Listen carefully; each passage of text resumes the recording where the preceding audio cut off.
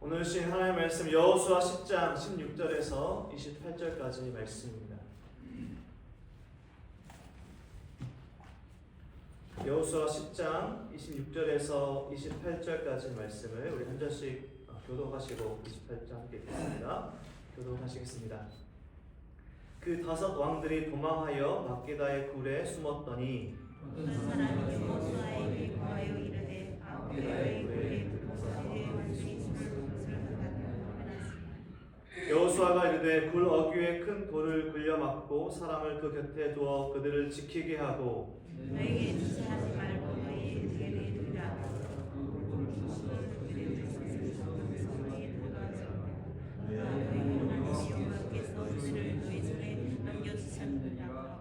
여호수아와 이스라엘 자손이 그들을 크게 살육하여 거의 멸하였고 그 남은 몇 사람은 견고한 성들로 들어간 고로 모든 백성들이 모여난 그의 집에 하루로 돌아가 여호수아에 이르되 이스라엘의 백성들을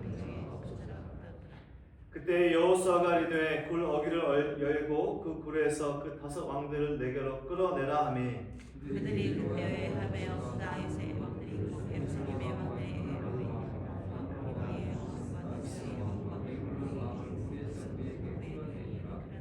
그 왕들을 여호수아에게로 끌어내매 여호수아가 이스라엘 모든 사람을 부르고 자기 함께 갔던 지휘관들에게 이르되 가까이 와서 이 왕들의 목을 발로 밟으라 하매 그들이 가까이 가서 그들의 목을 밟으매 여호수아가 그들에게 이르되 두려워하지 말라 놀라지 말라 강하고 담대하라 너희는 가사에 싸우서 모든 죄를 그적의 여호와의 교회에서 같이 싸우게 하고 그 후에 여호수아가 그 왕들을 쳐 죽여 다섯 나무에 매달고 저녁까지 나무에 달린 채로 두었다가 그들의 여호수아의 명령대로 그들을 제를 나무에 내려 그들이 숨은 돌을 나무에 던졌는데 그의 돌을 박아 돌까지 그대로 있더라. 읽겠습니다. 그날에 여호수아가 막게다를 취하고 그날로 그 성읍과 왕을 쳐서 그 성읍과 그 중에 있는 모든 사람을 진멸하여 바치고 한 사람도 남기지 아니하였으니 막게다 왕에게 행한 것이 여리고 왕에게 행한 것과 같았더라. 아멘.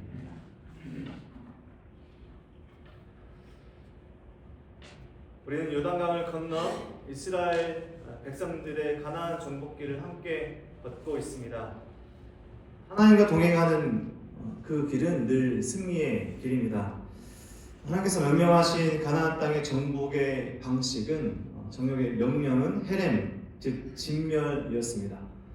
완전히 진멸함으로 하나님께 온전히 바치는 것을 하나님께서 명령하셨던 것이죠.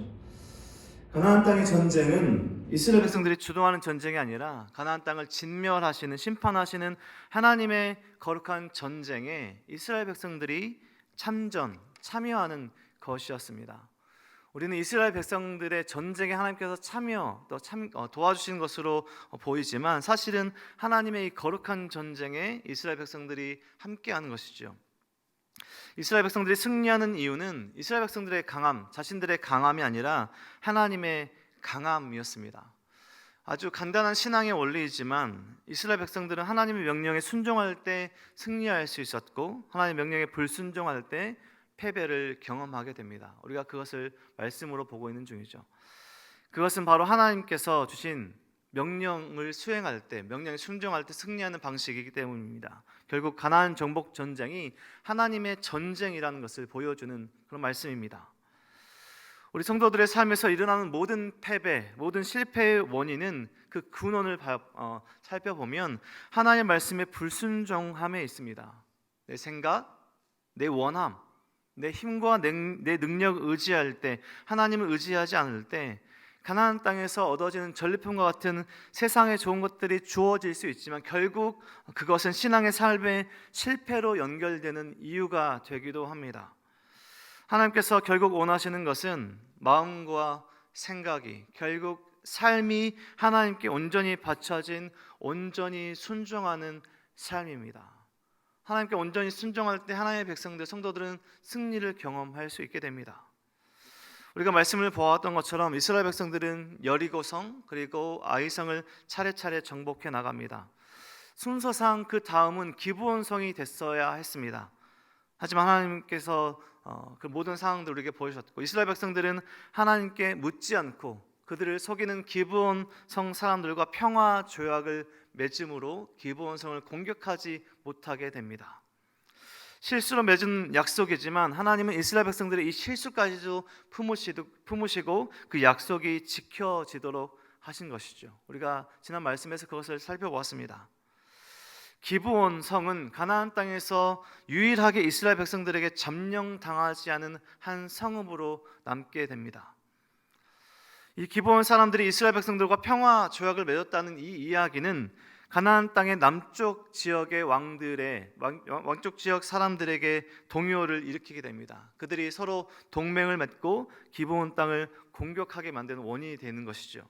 어제 본문 2절을 살펴보면 이 기브온에 대한 몇 가지 정보를 주고 있는데요. 기브온에는 왕이 없는 큰 성읍이었고 기브온은 군사적으로 강한 성읍이었다는 것입니다.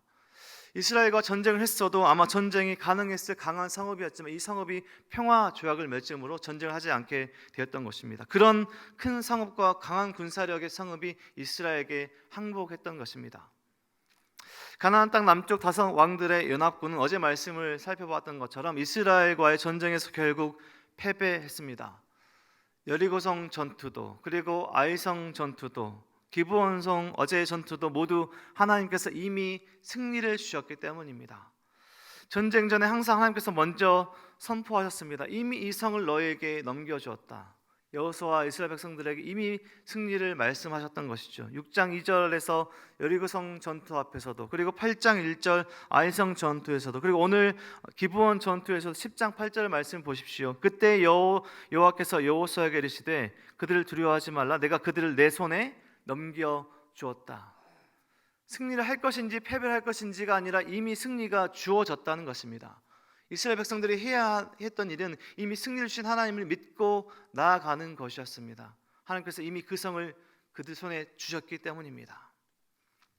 하나님의 말씀처럼 이스라엘 백성들은 기브온에서 전쟁, 이 다섯 성의 왕들과의 전쟁에서 승리합니다. 오늘 말씀에서도 보면 그 왕들 지역의 이름들이 자세하게 나오는데요. 예루살렘, 헤브론, 야르뭇, 라게스, 에글론, 훗날 이스라엘 땅의 이름이 지명이 될 이 다섯 성읍의 왕들의 이 전쟁에서 이 왕들은 패배를 하게 됩니다. 가나안 땅 왕들은 패배를 하고 오늘 말씀에 막게다 지역의 굴로 피신하게 됩니다. 오늘 막게다에서 전투가 나타났던 것이죠. 그 왕들이 숨었던 그 굴이 그들의 감옥이 되어 버립니다. 그들의 군사들은 오늘 후반부 말씀 보면 진멸당하게 됩니다. 23절에 보면 그 한 명 한 명의 왕들이 이름이 열거되면서 그 왕들의 목을 밟음으로 원수가 그의 발등상이 되는 성경의 말씀들이 보여지게 됩니다. 원수의 발등상이 되게 한다. 그리고 오늘 마지막 말씀을 보면 다시 한번 진멸이라는 단어를 사용하면서 이 전쟁이 결국 하나님의 전쟁이었음을 확실하게 보여주면서 오늘 본문이 마무리되어지고 있습니다. 이미 가나안 땅의 모든 족속은 이스라엘 백성들이 광야에 있을 때부터, 그리고 여리고성을 지나고 아이성을 정복하는 그 모든 이야기가 되어질 때부터 마음이 녹고 간담이 녹았다라는 그런 말씀으로 두려움에 빠지게 되었습니다. 오늘 막게다에서 승리는 그 누구도 혀를 놀려 이스라엘을 대적하는 자가 없었다라는 말씀을 통해서 알 수 있듯이 가나안 족속들에게 여호수아와 이스라엘 백성들이 누구와 함께 하시는가를 보여주게 됩니다. 결국 가나안 땅의 족속들은 이스라엘 백성들과 함께 하시는 하나님을 두려워하게 됩니다. 하나님의 백성들에게 승리는 전쟁에 이길 군사력과 지력을, 그 정보를, 상대국의 정보를 갖는 것이 먼저가 아닙니다. 그리고 계속해서 그 말씀들을 보고 있지 않습니까? 이스라엘 백성들이 해야 했던 일은 하나님께 갈 길을 묻고요, 하나님께 어떻게 해야 할지를 묻고 무엇을 해야 할지 하나님께 묻는 것입니다. 그리고 하나님께서 말씀하시는 그곳으로 나아가는 것이 결국 승리하는 길이라는 것입니다. 이스라엘 백성들은 묻지 않을 때 패배하게 됩니다. 묻지 않을 때 실패를 경험하게 됩니다. 결국 이걸 통해 계속해서 보여주시는 것은 하나님의 편에, 하나님과 함께하는 것이, 결국 하나님과 동행하는 것이 이스라엘 백성들에게 승리라는 것입니다. 우리 성도들에게도 마찬가지입니다. 인생의 많은 일들 앞에 우리가 먼저 해야 할 일은 하나님께 묻는 것입니다. 하나님께 묻고 어디로 나아갈지, 어떻게 해야 할지, 무엇을 해야 할지 하나님께 묻는 것, 하나님과 함께하는 것이 결국 승리하는 길이라는 것입니다. 예수님은 십자가에 죽기까지 하나님의 말씀에 온전히 순종하셨습니다. 모든 것을 하나님 앞에 들이심으로 승리케 하신 것이죠.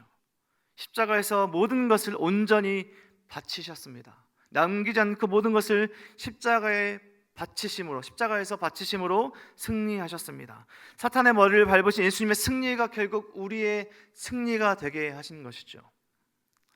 성도는, 예수를 믿는 사람들은, 제자는 예수님의 말씀에 순종하는 사람들입니다.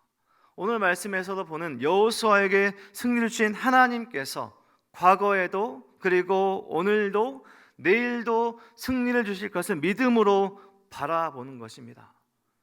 말씀하신 것을 이미 주어진 것으로 믿음으로 받는 것이죠. 아직 우리에게 승리가 임하진 않은 오늘이지만 이미 하나님께서 승리에 약속하신 그것을 믿음으로 바라보는 것입니다. 그리고 끝까지 믿음의 싸움을 해나가는 것입니다. 우리는 많은 순간, 인생에 놓인 많은 전투 앞에서 우리 스스로를 의지합니다. 내 경험과 내가 가진 것과 내가 할 수 있는 이 범위 안에서만 전투를 하려고 합니다. 내 욕심과 교만과 자랑을 놓지 않으려고 합니다. 온전히 순종하며 온전히 의지해야 하는데요, 약간의 순종, 조금 의지하면서 하나님을 내 승리에 이용하려고 합니다. 내 전쟁에 하나님 참여해 달라고, 내 전투에 하나님 도와달라고, 내 인생이, 내 시간이, 내가 가진 것이 내 것인 것처럼 욕심을 부립니다. 우리는 우리의 삶이, 우리의 인생이 하나님의 것임을, 하나님께서 우리에게 주셨음을 기억해야 합니다. 우리의 모든 것이 하나님께로 왔음을 기억해야 한다는 것이죠. 그렇다면 우리가 온전히 순종함으로 나아갈 때 하나님께서 우리에게 승리를 허락하실 것입니다. 우리는 예수님의 그 말씀을, 예수님의 행하심을, 예수님께서 이 땅에서의 삶을 기억하고 예수님처럼 살려고 노력해 봐야 합니다. 저도 고백하는 것은 결코 예수님처럼 살 수는 없을 것 같습니다. 하지만 예수님께서 말씀하신 것을 지키려고 노력하는 삶을 살아가는 것이죠.